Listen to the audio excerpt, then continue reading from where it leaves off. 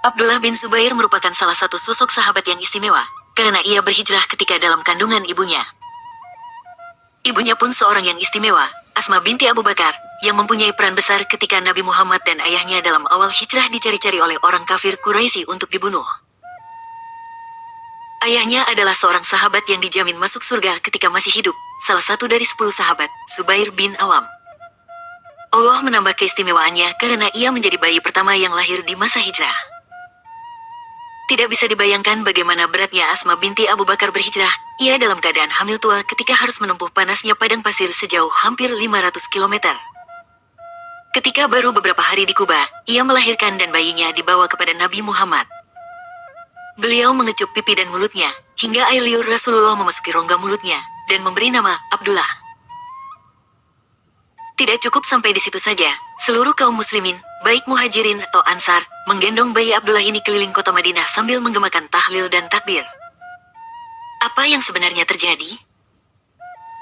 Ternyata, beberapa waktu sebelumnya orang-orang Yahudi menyebarkan berita bahwa dukun-dukun mereka telah menyihir kaum muslimin hingga menjadi mandul.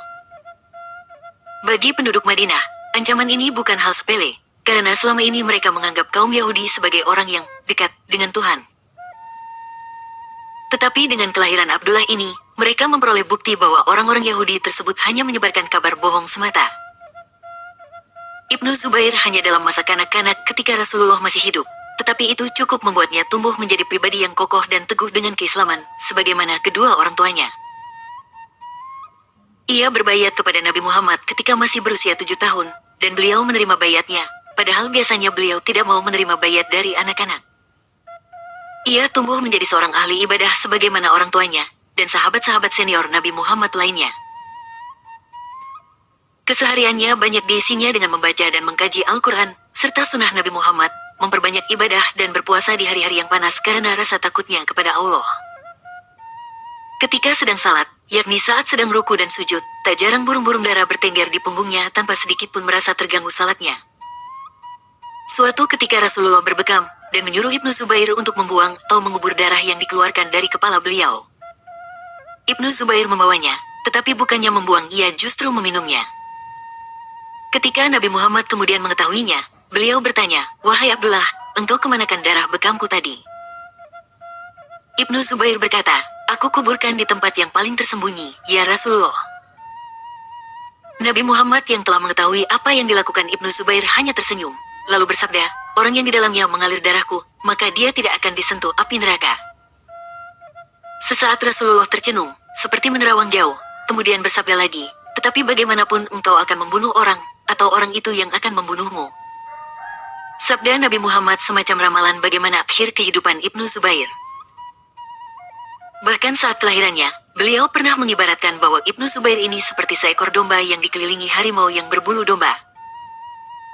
Pada masa Khalifah Utsman bin Affan, ia bergabung dengan pasukan muslim yang dipersiapkan untuk menyerang pasukan Romawi yang berjumlah 200.000 orang, sementara pasukan muslim sendiri hanya 20.000 orang. Pimpinan pasukan adalah Gubernur Mesir, Abdullah bin Abi Sarah. Pasukan ini ditujukan untuk membebaskan Afrika, Andalusia dan Konstantinopel dari penjajahan dan tirani Romawi. Pimpinan pasukan Romawi yang bernama Jarjir mengadakan sayembara, barang siapa bisa membunuh Abdullah bin Abi Sarah, ia berhak memperoleh hadiah sebesar 100.000 dinar dan menikahi anaknya. Sayembara ini disebarkan juga di kalangan kaum muslim. Abdullah bin Zubair melihat bahaya adu domba ini dalam strategi Jarjir itu.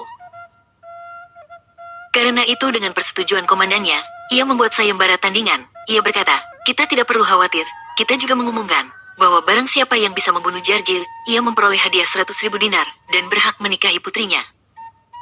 Ternyata tidak mudah membangkitkan semangat pasukan muslim hanya dengan sekedar sayembara tandingan seperti itu. Karena itu, Abdullah bin Zubair bersama sekelompok sahabat dan temannya menjadi pasukan perintis untuk menjebol pagar betis pasukan Romawi yang berlipat 10 kali lipat banyaknya tersebut. Ia berkata kepada pasukan perintis yang mendukungnya, "Lindungilah punggungku, dan marilah menyerbu musuh bersamaku." Pasukan ini berhasil membelah pasukan Romawi, dan terus merangsek maju menuju satu titik, yakni tempat pengendali dan komandan pasukan, Jarjir. Seolah bahtera yang membelah gelombang, pasukan perintis ini seolah tidak terbendung hingga akhirnya sampai berhadapan dengan Jarjir. Abdullah bin Zubair sendiri yang bertempur dengan komandan pasukan Romawi yang ditakuti itu, dan akhirnya ia berhasil membunuhnya. Panji-panji Islam berkibar di pusat komando pasukan Romawi, dan pasukan Muslim yang terus bergerak di belakangnya juga berhasil memporak-porandakan pasukan Romawi lainnya. Kemenangan yang gemilang ini tak lepas dari peran dan keberanian Abdullah bin Zubair. Karena itu Abdullah bin Abi Sarah, komandan pasukan Muslim, memberikan kehormatan kepadanya untuk menyampaikan sendiri berita kemenangan ini kepada Khalifah Utsman di Madinah. Abdullah bin Zubair tidak bisa menghindar ketika ia dihadapkan pada suasana fitnah setelah wafatnya Khalifah Utsman. Dengan tegar ia berdiri di sisi Ali bin Abi Thalib. Bahkan ketika Ali diturunkan dan kemudian tewas terbunuh, Ibnu Zubair dengan lantang menyatakan penolakannya untuk berbayat kepada Muawiyah. Ketika Muawiyah membayat anaknya, Yazid bin Muawiyah untuk menjadi khalifah penggantinya, dengan tegas pula ia menolaknya. Walau berbagai ancaman ditujukan pada dirinya, ia berkata, sampai kapanpun dan bagaimanapun aku tidak akan berbayat kepada si pemabuk itu. Sangatlah beralasan jika Ibnu Zubair menyatakan penolakannya ini tanpa tedeng aling-aling. Kalau terhadap ayahnya, Muawiyah, masih ada penghargaannya sebagai sahabat Nabi Muhammad dengan berbagai kebaikan dan kelebihannya, di samping beberapa kekurangannya. Tetapi terhadap Yazid tidak ada alasan apapun untuk mendukung dan menghargainya. Sebuah syair pendek dilontarkannya sebagai ungkapan sikapnya terhadap Yazid, terhadap hal yang batil, tidak ada tempat berlunak dan berlembut, kecuali jika geraham bisa mengunyah batu menjadi lembut. Terbuktilah kemudian, Yazid banyak melakukan tindakan jahiliyah yang menginjak-injak nilai-nilai keimanan dan kemanusiaan. Ia sama sekali tidak mengindahkan ajaran-ajaran Islam dan kecintaan kepada Nabi Muhammad, sebaliknya, hanya memperturutkan hawa nafsu dan ambisi kekuasaannya semata. Pembantaian Hussein bin Ali, cucu Rasulullah di Padang Karbala, beserta keluarganya dan para pengikutnya, penyerangan kota Madinah yang terkenal dengan peristiwa Harah, dan akhirnya penyerangan kota Makkah, semua itu diarsiteki oleh Yazid bin Muawiyah. Peristiwa-peristiwa ini merupakan sisi kelam dalam sejarah perkembangan Islam. Setelah sikap penolakannya terhadap Yazid ini, Abdullah bin Zubair pindah ke Makkah, begitu juga dengan Hussein bin Ali yang juga dengan tegas menyatakan penolakannya. Ia ingin mengisi waktunya dengan lebih banyak ibadah, dan meninggalkan suasana politik yang penuh fitnah. Tetapi pena takdir telah menetapkan ia harus mengarungi jalan dan suasana tersebut untuk menemukan syahidnya. Selalu saja ada yang datang untuk berdiri di belakang dirinya, menyokong sikap-sikapnya, dalam melakukan perlawanan terhadap berbagai kezaliman yang dilakukan oleh Yazid sebagai pihak penguasa. Walau niatnya menghabiskan waktu untuk ibadah, tetapi Abdullah bin Zubair tak ubahnya seorang pemimpin di antara orang-orang yang juga beribadah bersamanya.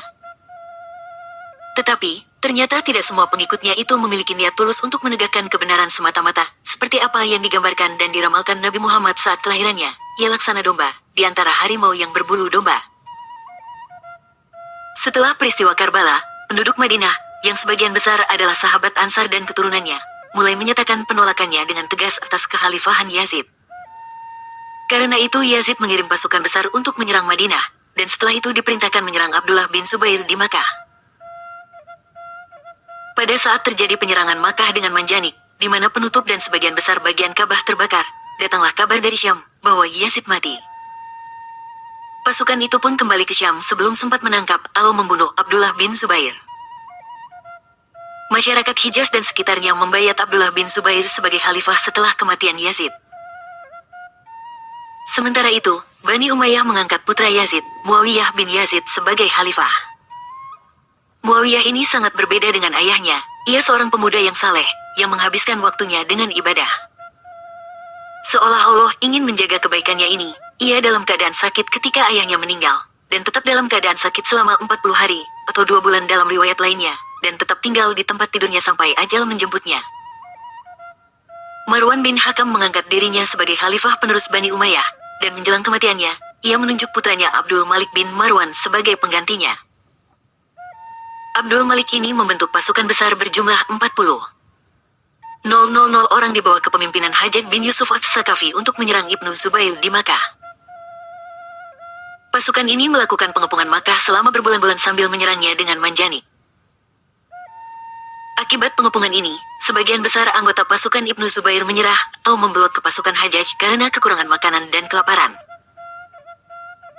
Tetapi ada juga yang berkhianat karena tergiur dengan berbagai tawaran kenikmatan duniawiah yang ditawarkan oleh Hajjaj. Pengikut yang setia mendampingi Ibnu Zubair makin sedikit saja, tetapi yang justru dikhawatirkan Ibnu Zubair adalah keselamatan para pengikutnya tersebut.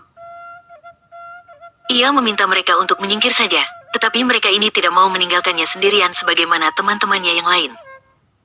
Mereka siap mempertaruhkan nyawanya asalkan tetap diizinkan untuk mendampinginya. Abdullah bin Zubair menemui ibunya, Asma binti Abu Bakar yang telah berusia sekitar 97 tahun dan telah buta matanya, untuk mendiskusikan masalah yang dihadapinya. Ibnu Zubair menceritakan situasi yang sedang dihadapinya, dan berbagai kemungkinan yang terjadi pada pasukan yang dipimpinnya, yang jumlahnya memang sangat sedikit. Ibunya ini memang wanita hebat, putri dari seorang sahabat yang hebat, istri dari sahabat yang hebat, dan dipuji dan dididik oleh seorang yang mulia dan hebat, Nabi Muhammad, karena perannya ketika membantu Rasulullah dan ayahnya ketika bersembunyi di Gua Sur, sebelum kemudian hijrah ke Madinah. Beliau memberikan gelar kepadanya Zatun Nitaqain. Atas permasalahan putranya ini, Asma menyatakan bahwa tidak sepatutnya ia memilih dan melakukan sesuatu, kecuali di atas jalan kebenaran. Tidak ada kamus menyerah dan mundur dari perjuangan hanya karena terlalu kuatnya musuh, terlebih lagi karena terpikat oleh tawaran kenikmatan duniawiah. Sungguh suatu kecelakaan besar dan menyimpang dari jalan yang dirintis oleh ayahnya, kakeknya, dan para sahabat yang telah gugur mendahuluinya. Abdullah bin Zubair berkata kepada ibunya, "Wahai ibu, saya juga meyakini seperti itu. Hanya saja saya khawatir, orang-orang Syam itu akan menyalip dan menyayat-nyayat tubuhku setelah mereka membunuhku." Memang, sebenarnya yang dikhawatirkan adalah perasaan ibunya kalau jasadnya akan diperlakukan dengan sangat biadab seperti yang telah biasa mereka lakukan sebelumnya. Misalnya yang terjadi pada peristiwa Karbala dan Hara. Apalagi pemimpin pasukan Syam itu, Hajjaj bin Yusuf As-Sakafi terkenal sebagai orang yang sangat kejam dan biadab, sangat jauh dari akhlak Islami walau dia pemeluk Islam. Namun, Ibnu Zubair memperoleh jawaban yang tidak tersangka-sangka dan sangat luar biasa dari ibunya. "Wahai anakku, sesungguhnya kambing itu tidak merasakan sakit walau dikuliti setelah disembelih. Teruskan langkahmu dan mintalah pertolongan kepada Allah." Asma hendak memeluk putranya tersebut untuk terakhir kali, tetapi tangannya menyentuh baju besi yang dipakai Ibnu Zubair. Segera saja ia berkata, "Apa-apaan ini Abdullah? Orang yang memakai ini, hanyalah mereka yang tidak menginginkan apa yang sebenarnya engkau inginkan, yakni kesyahidan." Abdullah bin Zubair segera melepas baju besi tersebut kemudian berpelukan dengan ibunya. Asma mengucapkan beberapa patah doa sebagai pengiring dan penyemangat anaknya untuk terakhir kalinya. Ibnu Zubair beranjak menuju sisa pasukan yang setia mendampinginya. Kemudian mereka menyerang pasukan Hajjaj dan terjadi pertempuran tidak seimbang yang akhirnya mengantar Ibnu Zubair dan pasukannya menuju gerbang kesyahidan. Dan seperti telah diperkirakan oleh Ibnu Zubair, Hajjaj menyalip dan menyayat tubuhnya yang telah kaku. Namun semua itu tidaklah menjadikannya tercela, justru menambah kemuliaan dirinya di sisi Allah.